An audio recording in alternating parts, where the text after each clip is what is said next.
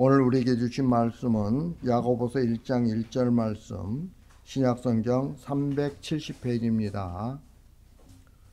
오늘 우리에게 주신 말씀은 야고보서 1장 1절 말씀, 신약성경 370페이지. 다 찾으셨으면 제가 봉독해 드리겠습니다. 하나님과 주 예수 그리스도의 종 야고보는 흩어져 있는 12지파에게 문안하노라. 아멘. 이 시간은 우리 조현정 목사님 나오셔서 기둥 같은 존재라는 제목으로 여러분들에게 말씀 전해 주시겠습니다. 다 같이 은혜 많이 받으시기 바랍니다.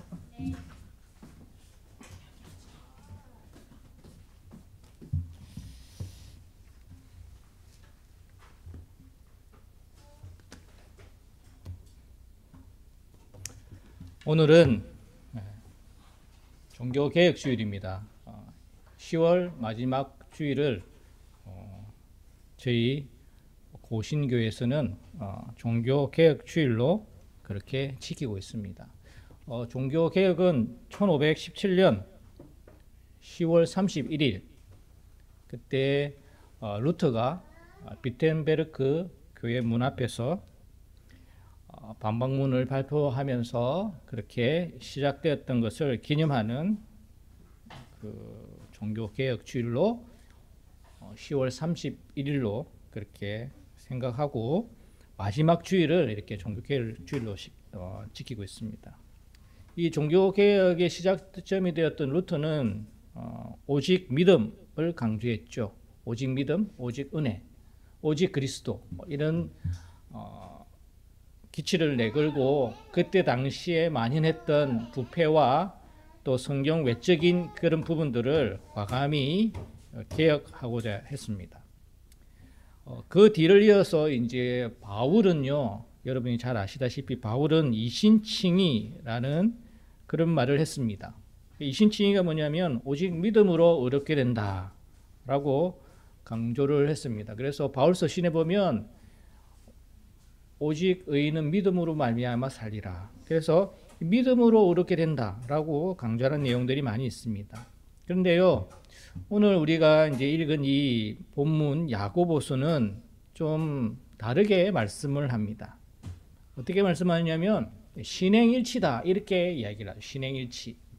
신행일치가 뭡니까? 신, 믿을, 신. 행은 행할 행자입니다. 그러니까 믿음과 행함이 일치가 되어야 된다. 이런 의미이죠. 행함이 없는 믿음은 죽은 믿음이다. 죽은 것이다. 행함으로 믿음을 보이라. 이렇게 이제 야고보서는 이야기를 하고 있는데요. 그러면서 이제 예로 든 것이 이제 아브라함 이야기입니다.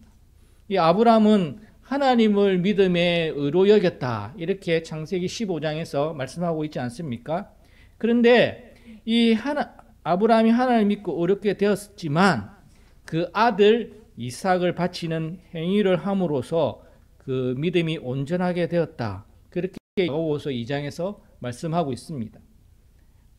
그뿐만 아니라 이스라엘이 여리고를 정복할 당시에 이 기생 라합이 정탐꾼에게 호의를 베풀고 또 탈출할 수 있도록 그렇게 도와주는 장면이 있습니다.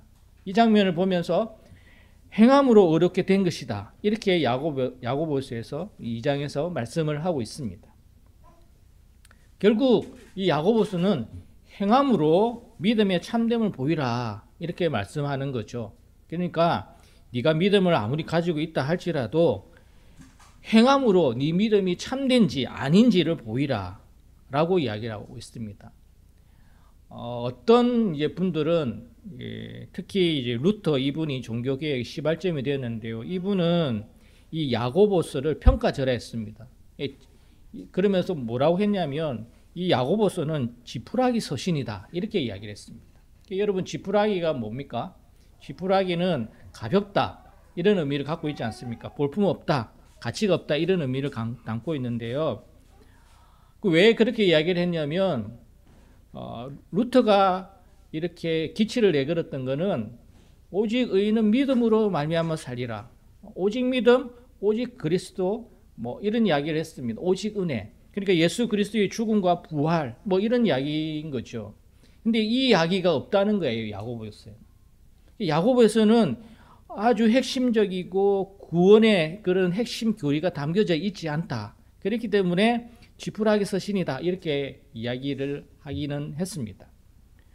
그렇다고 하더라도 이 야고보서가 그러면 진짜로 지푸라기 서신이냐라고 했을 때 그렇지 않다는 것은 우리 사후에 그 이후에 많은 성경학자들과 또 많은 그런 신학자들이 이 야고보서는 정경으로서 그럴 가치가 있다라고 평가를 해왔고 그래서 지금도 이 야고보서는 아주 많은 사람들에게 교훈을 주는 그런 성경으로 읽히고 있습니다.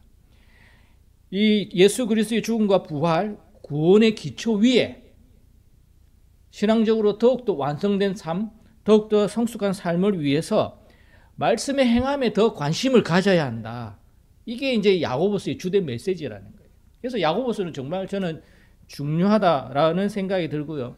요즘 같은 시절에는 더더욱 이렇게 필요한 말씀이지 않을까라는 생각을 해봅니다. 이 구약에 이제 잠언이 있잖아요. 구약에 잠언이 있다면 신약에도 잠언이 있는데 그게 바로 야고보서입니다. 이 야고보서를 여러분 쭉 읽어보시면 알겠지만 뭐 구원과 관련된 이런 내용은 없지만 그 유대 지혜 문학 그리고 예수님의 말씀 이런 것들이 바탕이 되어가지고 여러 가지 주제에 대해서 말씀하고 있습니다. 뭐 신은에 대해서도 이야기하고 있고요. 말을 조심해라 뭐 이런 것도 있고요. 뭐 여러 가지 주제들이 있죠. 그렇기 때문에 구약의 잠언이 있다면 신약의 잠언이 있는데 그게 야고보서다. 이제 이렇게 이야기하기도 합니다. 자, 그러면요, 여러분, 이 야고보서는 누가 기록했겠는가? 여러분, 야고보서 누가 기록했을까요? 아주 초등학생 질문 같아 보이지만 여러분, 야고보서 누가 기록했습니까? 네, 야고보가 기록했습니다. 1절 보세요. 1절. 오늘 본문 1절입니다. 자, 같이 한번 읽습니다. 시작. 하나님과 주 예수 그리스도의 종 야고보는 흩어져 있는 12지파에게 문안하노라. 아멘. 여기서 야고보라는 말이 나오죠. 야고보가 기록을 한 거죠. 그런데 이제 여기 한 절, 제가 오늘 이 한 절만 갖고 말씀을 전하려고 하는데요. 여기 한 절에 아주 많은 의미가 담겨져 있더라고요. 제가 이렇게 쭉 보니까. 아니, 고작 한 절밖에 안 되는데 얼마나 많은 의미가 담겨져 있겠나 이렇게 생각할 수도 있는데요. 근데 이 한 절에 아주 많은 의미가 담겨져 있습니다. 제가 아주 유명한 학식이 있는 설교자가 아니기 때문에 이 한 절 가지고 많은 내용을 이야기할 수는 없지만 그러나 오늘 이 한 절 갖고 한번 이야기를 해보려고 그래요. 이 한 절에 어떤 의미가 담겨져 있는지 한번 살펴보면요. 첫 번째는요, 1절에 담겨져 있는 의미로서 첫 번째는 이 복음의 핵심이라고 우리가 이야기하는 부활신앙입니다. 부활신앙. 야고보는 예수님의 동생입니다. 유다서를 썼던 유다의 형이기도 한데요. 그러면 이 야고보가 처음부터 예수님을 믿었을까요? 아니면 믿지 않았을까요? 네, 이제 A냐 B냐 이거예요. 단답형. A냐 B냐. 예수님을 믿었을까요? 믿지 않았을까요? 요한복음 7장 5절에 보면 이렇게 말씀합니다. 이는 그 형제들까지도 예수를 믿지 아니함이러라. 이렇게 말씀하죠. 마가복음 3장 21절에 보면 예수의 친족들이 듣고 그를 붙들러 나오니 이는 그가 미쳤다 함이러라. 자, 여러분 보십시오. 이 말씀을 보면 예수의 형제들이 처음부터 예수님을 믿지 않았던 것으로 보입니다. 예수님께서 귀신을 쫓아내고 하니까 사람들이 이 예수님을 보고 귀신이 들렸다. 정신이 나간 것 같아. 미쳤다. 이런 소리를 한 거죠. 거기에다가 이제 예수님의 이제 친족들이 그 소리를 들은 거예요. 그런 가운데 이제 예수님이 집에 오니까 예수님의 친족들이 어떻게 합니까? 예수님을 붙잡으러 가잖아요. 자, 이런 걸 보면 이때 야고보는 예수님을 믿지 않았던 것으로 보입니다. 그런데요, 어떻게 지금 이 야고보가 1절에서 자기는 예수 그리스도의 종이다 이렇게 말하고 있을 것 같습니까? 자기는 예수 그리스도의 종이다. 그러면 처음에는 안 믿었는데 어느 순간 이후에 믿게 됐다는 것을 의미하는 거잖아요. 그러면 그 계기가 뭐냐라고 했을 때 성경에 나와 있는 것으로 본다면 고린도전서 15장 7절 말씀에 보면요. 이렇게 말씀합니다. 그 후에 야고보에게 보이셨으며, 여기서 그 후라는 것은 예수님이 부활하신 이후를 이야기합니다. 예수님이 부활하신 이후에 야고보에게 예수님이 야고보에게 나타나셨어요. 그러니까 이것을 이제 근거로 해서 본다면 야고보는 처음에는 예수님을 안 믿었는데 예수님이 죽으시고 부활하시고 그 부활하신 예수님을 보고 나서 이 야고보가 예수님을 믿게 됐다라는 것을 알 수가 있습니다. 아, 진짜구나. 예수님이 말씀하신 게 진짜구나. 주님 부활이 나의 부활이구나 라고 그렇게 믿게 되었다는 것을 우리는 알 수 있습니다. 저는 이제 이것을 보면서 부활신앙에 대해서 한번 이야기를 하고 싶어요. 기독교는요, 현세신앙이 아니잖아요. 사두개인들처럼 이 땅에서 잘 먹고 잘 사는 신앙, 내세와 부활, 영적 세계를 믿지 않는 현세신앙, 이 신앙은요, 사실은 기독교 신앙이 아닙니다. 근데 저는 요즘 기독교 신앙은 좀 짬뽕이 된 것 같아요.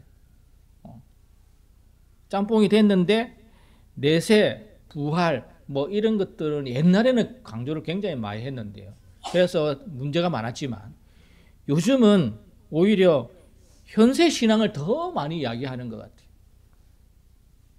그래서 한쪽으로 너무 많이 치우쳐 있는 것이 아닌가 그런 생각을 해봅니다. 부활신앙은 영원히 주님과 살 것을 바라보는 그런 신앙이죠. 그렇기 때문에 이 땅에 사는 동안 현실에 집착하지 않는 신앙이 바로 부활신앙입니다. 그런데 자꾸 이제 우리 요즘 기독교는요, 현실에 집착하는, 그래 뭐 잘 살아야 된다, 뭐 굉장히 능력이 있어야 된다, 또는 굉장한 자리에 올라가야 된다, 뭐 교회에 의사가 오고 교수가 오고 막 그러면 막 너무 좋아하고 막 그런 사람한테 몰려가고, 물론 그런 분들도 귀한 분들이 있죠. 그런 분들 오면 너무 좋습니다만은, 그러나 하나님은 그 누구도 차별하지 않으시고 예수 그리스도를 믿는 자에게 하나님의 아들이라 그렇게 칭해 주셨잖아요.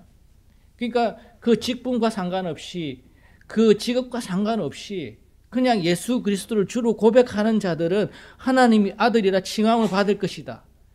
그 나머지 조건은 필요 없다. 그것을 이제 교회가 잘 구현을 하면 그 교회가 아름다운 교회가 되고 건강한 교회가 되고 서로 화평한 교회가 되는데, 근데 요즘은 그렇지 않지 않습니까? 가면 어떤 뭐 누가 왔다면 그분들을 확 이렇게 세우고, 그냥 좀 없고 힘들고 이런 사람 오면 그냥 저 구석에 가 있고, 그게 어떻게 우리 하나님께서 예수님께서 말씀하셨던 그 진리의 말씀과 부합할 수 있겠냐 이 말인 거죠. 우리 기독교의 근위가 땅에 떨어진 이유가 무엇일까? 저는 생각을 해봤습니다. 여러 가지 이유가 있겠지만 그 중에 하나가 바로 사두개인과 같은 현세 신앙 때문에 그런 게 아닐까, 그런 생각을 해봅니다. 그래서 바울 사도는 이렇게 강건하죠. 골로새서 3장 1절과 2절 말씀인데 우리 한번 찾아보겠습니다. 신약 성경 골로새서 3장 1절 2절 326페이지입니다. 신약 성경 326페이지 골로새서 3장 1절 2절 말씀입니다. 에베소서, 빌립보서, 에필골몬이죠. 자, 326페이지 골로새서 3장 1절 2절 말씀, 네, 같이 한번 읽어봅시다. 시작. 그러므로 너희가 그리스도와 함께 다시 살리심을 받았으면 위의 것을 찾으라. 거기는 그리스도께서 하나님 우편에 앉아 계시느니라. 위의 것을 생각하고 땅의 것을 생각하지 말라. 아멘. 여러분, 복음의 핵심에 더 많은 관심을 가져라. 자꾸 주변부에 관심을 가지지 말라. 복음의 핵심을 흐리지 말고 다시 본질로 돌아가라. 이 말씀이잖아요. 지금 골로새서 3장 1절 2절 말씀이. 그렇지 않습니까? 여러분, 위의 것을 찾아라. 땅의 것을 생각하지 말라. 그 말이잖아요. 그러니까 복음의 핵심에 더 많은 관심을 가져라는 겁니다. 근데 저는 땅의 것을 더 많은 관심을 가지는 요즘의 그 세태를 보면서 우리가 다시 본질로 돌아가야 하는구나 라는 생각을 했습니다. 물론 우리가 이 육신을 가지고 있기 때문에 이 땅의 것이 좋아요. 저도 이 땅의 것이 좋습니다. 저도 돈이 많으면 좋고요. 맛있는 거 먹으면 좋고요. 좋은 차 타면 좋고요. 하여튼 땅의 것에 좋은 것은 다 좋아요. 근데 육신은 좋지만 영은 그럴 때일수록 더 공허해질 뿐입니다. 자, 그 다음에 두 번째 1절에 또 어떤 의미가 담겨져 있느냐면요. 이제 그리스도의 종이라는 그런 의미입니다. 그리스도의 종. 야고보는 예수님의 동생이라고 말씀을 드렸습니다. 자, 그러면요. 내가 예수님의 동생인데 그러면서 충분히 뭔가 얻고자 할 수가 있지 않겠습니까? 뭐 혈연 관계라든지 친분 관계라든지 특권 의식 뭐 이런 것을 이용할 수 있습니다. 요즘 한번 보십시오. 요즘은 뭐라도 하나도 관련이 있으면 그거 하나 가지고 어떻게 해보려고 하는 게 우리의 모습이잖아요. 저는 그런 것들을 많이 들었습니다. 누군가를 소개하면서 아니면 자기 자신을 소개하면서 내가 누구고 내가 누구와 관련이 있고 뭐 어떻고 뭐 막 이렇게 이야기를 하잖아요. 그게 이제 우리 인간의 마음이에요. 또 인간의 모습이기도 하고요. 그러면 이 야고보도 그때 당시에 예수님의 동생으로서 뭔가 어떤 예수님을 이용을 해서 뭔가를 자기가 얻고자 하는 게 있을 수도 있잖아요. 근데 야고보는 예수님의 동생으로서 그 어떤 것도 내세우지 않습니다. 오히려 어떻게 합니까? 나는 예수 그리스도의 종이다. 이렇게 말하고 있습니다. 예수 그리스도의 종이다. 그때 당시를 생각해 보십시오. 종. 그때 당시의 종. AD 한 50년경 그때의 종이라는 개념 한번 생각해 보십시오. 우리는 지금 이제 종이 없잖아요.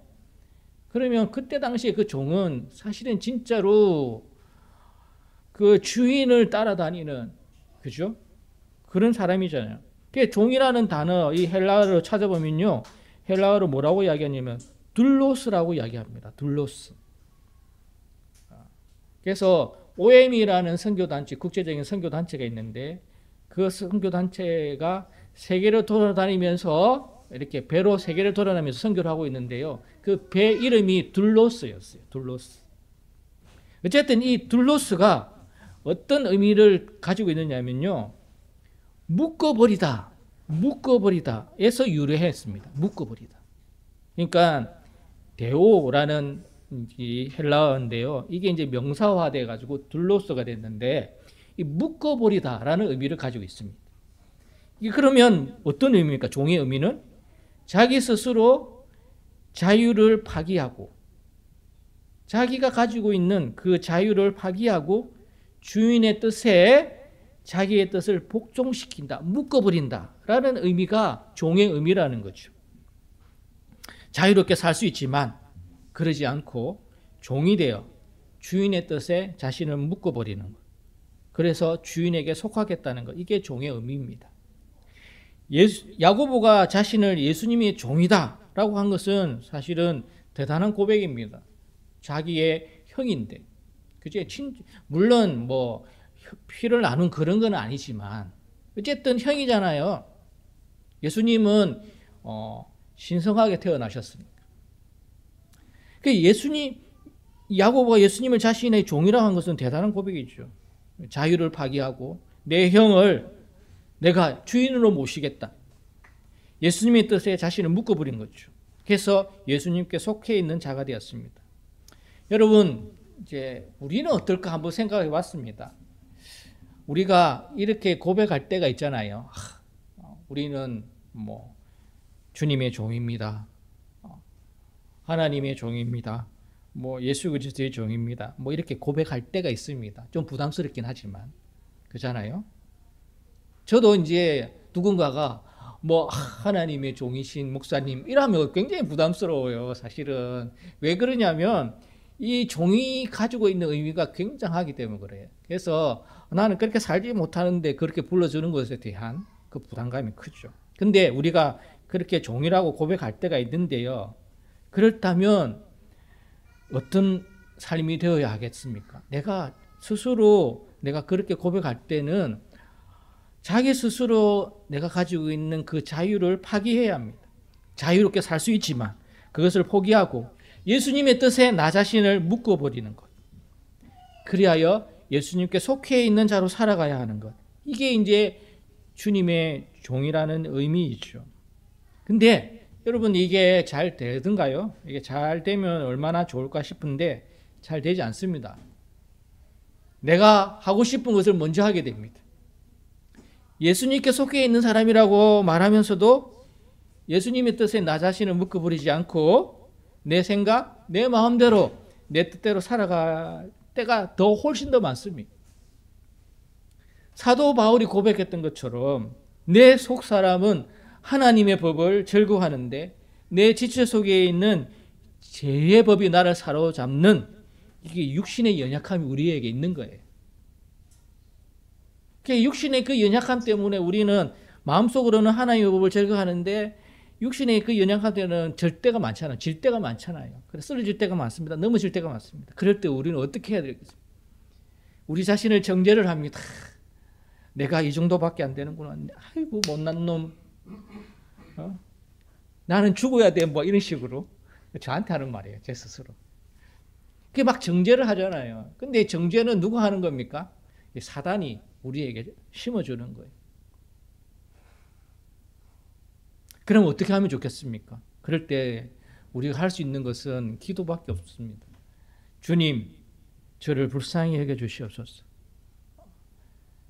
예수 그리스도 그 믿는 믿음은 저에게 있사오니 주님 불쌍히 여겨 주십시오. 우리 죄가 주홍같이 붉을지라도 우리 주님 앞에 나오면 눈같이 휘어지는 그 예수 그리스도의 보혈의 은혜가 우리 가운데 있으니 주님 불쌍히 여겨주십시오. 이렇게 간구하면서 진정한 종의 모습으로 되돌아가도록 끊임없이 자기를 치고 그리스도께 자신을 복종시키는 그런 모습이 우리 가운데 있어야 한다는 거죠. 뭐 안 된다고 해서 거기서 퍼져가지고 거기서 좌절하고 실망하고 낭망하고 그러면 누가 제일 좋아합니까? 사단이 제일 좋아하는 거죠. 하나님 곁에서 떨어지는 것을 가장 좋아하는 것은 사단이에요.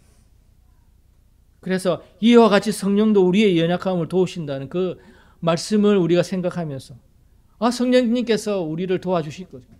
내가 기도할 바를 알지 못하고 내가 기도할 힘조차도 없지만 내 안에 내주하신 성령님께서 나의 연약함을 도와주시는 분이시구나 라고 생각을 하면서 일어서는 것이 그게 필요하다는 겁니다. 야고보는 예수님의 뜻에 자신을 묶어버렸고 결국 그는 예수님의 종이 되어 위대한 일을 감당했습니다. 그는 초대 교회에서 중요한 역할을 감당했습니다. 예루살렘 공회에서 바울과 더불어 중요한 안건을 채택하고 결정하는 지도력 있는 위치에 있었습니다. 사도행전에 보면 12장과 15장에 보면 그 장면들이 나오고 있습니다. 사도 바울은요, 야고보를 이끌어서 갈라디아서 2장 9절에서 이렇게 이야기를 합니다. 야고보, 베드로, 요한을 예루살렘 교회의 기둥 같은 존재다. 그렇게 말하는 장면이 갈라디아서 2장 9절에 나오고 있습니다. 그러니까 야고보가 그렇게 예수님을 믿게 된 이후에 기둥 같은 존재로 그렇게 아주 중요하고 핵심적인 인물이 되었다는 것을 말해주고 있습니다. 자, 그리고 이제 세 번째는요, 1절에 담겨져 있는 의미가 어떤 게 있느냐면요, 복음의 열매입니다.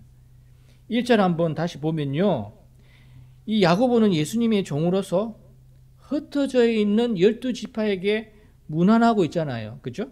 보면 흩어져 있는 12지파에게 문안하고 있습니다. 여기서 12지파는 무엇을 의미하냐면 예수님을 메시아로 그렇게 받아들인 유대인들과 그리고 이제 믿는 이방인들까지 포함한 신학교회를 말하는 겁니다. 그래서 12지파. 실제적으로 12지파가 있었던 건 아니에요. 12라는 것은 완전수를 의미하는 거거든요. 그래서 이게 그 모든 믿는 사람들, 신약에 있는 교회들 모두를 일컫는 의미죠. 그 흩어져 있는, 근데 이 흩어져 있다 이렇게 이야기하고 있지 않습니까? 디아스포라, 유대인들에 의해서 스데반이 핍박을 받는 장면이 나옵니다. 그래서 예루살렘 성부 밖에서 순교를 당하지요. 그리고 예루살렘 교회에 큰 핍박이 가해질 때 그때 당시 그리스도인들이 다 흩어졌습니다. 디아스포라. 로마 세계 곳곳으로 흩어졌던 거죠. 근데 이 흩어졌던 이 말이 지리적으로 그렇게 흩어졌다라는 의미도 있지만 영적으로 종말론적으로 세상 한복판에 흩어져서 복음의 씨앗으로 뿌려진 하나님의 백성을 의미하는 것이기도 합니다. 그렇기 때문에 이 흩어져 있는 이 12지파라는 의미는요, 세상 속에서 복음의 열매를 맺고 있다라는 의미를 담겨져 있는 거예요. 그러니까 이 복음의 열매가 맺혀져 있다. 야고보는 예수님의 종으로서 예수님을 전가하다 세상 속에서 순교의 열매를 맺는 위대한 삶을 살았습니다. 순교를 했다라는 것은 성경에는 없습니다. 그런데 이제 당시 전해져 오는 이야기로는 이제 당시 사두개파의 우두머리 대제사장이었던 아주 고집불통이고 그 젊은 그 안나스라는 사람이 있는데요. 그 사람에 의해서 돌에 맞아 순교한 것으로 전해지고 있습니다. 어쨌든 이 야고보는 그런 삶을 살았다는 거죠. 예루살렘 초대교회 기둥같이 여겨지는 야고보는 부활하신 주님을 만나서 믿음을 갖게 되었습니다. 저 천국에서 영원한 삶을 갈망하며 하늘심이 일건져라서 이 땅에서 나그네로 살아가는 것, 그리고 주님이 부르시면 언제든 기쁘게 가는 것, 이게 이제 부활신앙입니다. 현실에 집착하지 않고 언제든 주님이 부르시면 가고자 준비가 되어 있는 그 신앙이 부활신앙이죠. 근데 우리는 어떻습니까? 이 현실이 좀 더 미련이 남아가지고 현실을 더 붙잡고 싶어하는 마음이 우리 가운데 있어요, 사실은. 근데 그거는 주님이 말씀하시는 신앙은 아닌 거죠. 교회가 세상과 전혀 다를 바 없고 때로는 교회가 세상보다 더 세상적인 모습, 이 사두개파의 모습이 있다면 이제 다시 주님의 교회는 부활신앙을 붙잡고 회복해야 할 때라고 저는 생각합니다. 그럴 때 한국 교회는 본질에 충실한 교회가 될 거예요. 많은 교회가 본질에 충실한 교회이겠지만 그러나 영향력을 미치는 그 교회가 저는 본질에 충실한 교회인가? 라고 그렇게 질문을 했을 때 사실은 의문이 들 수밖에 없습니다. 야고보는 예수님의 동생이었지만 오히려 자기 스스로 자유를 파기하고 그리스도께 자신을 묶어버리는 종이 되었습니다. 그처럼 우리도 그리스도의 종이라는 생각이 조금이라도 있다면 자기 스스로 자유를 파기하고 그리스도께 자신을 묶어버리는 삶이 있어야 합니다. 기독교가 특권을 누리고 자리를 탐내고 권력화된다면 그것은 세상의 빛이요 세상의 소금이라는 기독교 정체성은 흔들릴 수밖에 없는 거예요. 크리스텐덤이라는 용어가 있습니다. 크리스텐덤. 이게 뭐냐면 기독교 국가, 기독교 권력, 뭐 그런 의미예요. 여러분, 우리나라가 기독교 국가가 되면 좋을까요? 그렇지 않습니다, 여러분. 예수 그리스도와 이 땅 가운데 오실 때, 재림하실 때 완전한 천국의 모형이 되는 거죠. 여러분, 기독교 국가라고 해서 부패가 없을까요? 아닙니다. 여러분 보십시오. 기독교 국가에 부패가 있고요. 기독교 국가에도 발전이 저해되는 거가 있고요.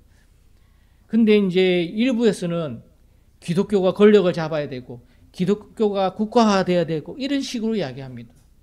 성경은 그렇게 이야기하고 있지 않잖아요.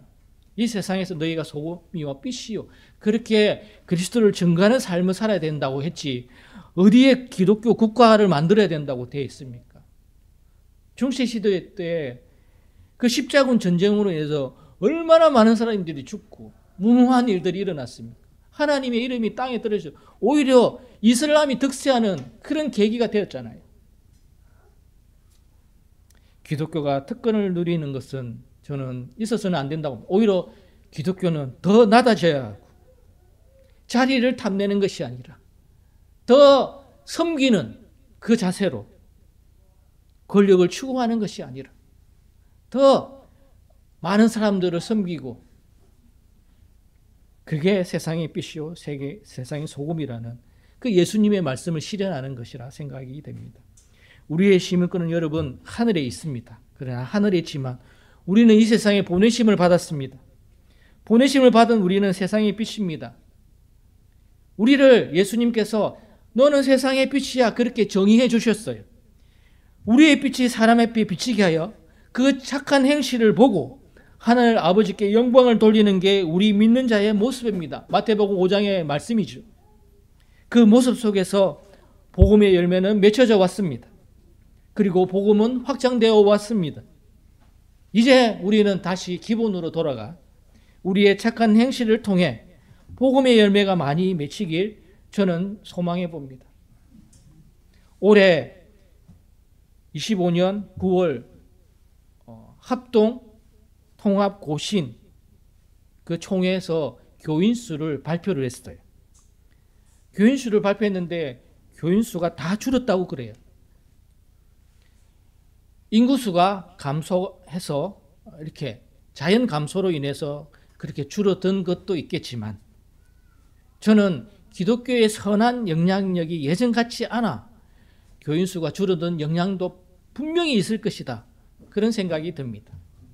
이럴 때 우리는요, 세상의 빛으로 착한 행실을 통해서 그 빛이 퍼져서 복음의 열매가 맺히고 하나님 아버지께 영광 올려드리는 그런 복된 삶이 있어야 될 것이다. 그렇게 저는 소망을 해봅니다. 여러분, 우리 모두 오늘 말씀에 따라서 교회의 기둥 같은 존재로 현세 신앙이 아닌 부활 신앙으로 그렇게 살고 또 자기 스스로 자유를 파기하고 그리스도께 자신을 묶어버리고 그리고 세상의 빛으로 착한 행실을 통해서 복음의 열매가 많이 맺히는 그런 복된 삶이 되길 주님의 이름으로 축복합니다. 아멘. 기도하겠습니다. 하나님 아버지, 오늘 저희들에게 말씀을 주시니 감사합니다. 하나님, 저희들이 다시 말씀으로 돌아가서 이 세상의 빛으로서 착한 행실을 통해서 복음의 열매가 많이 맺힐 수 있도록, 그래서 주님께 영광 올려드리는 복된 삶이 될 수 있도록 주님 우리의 삶을 주관하여 주시옵소서. 감사하며 예수님의 이름으로 기도합니다.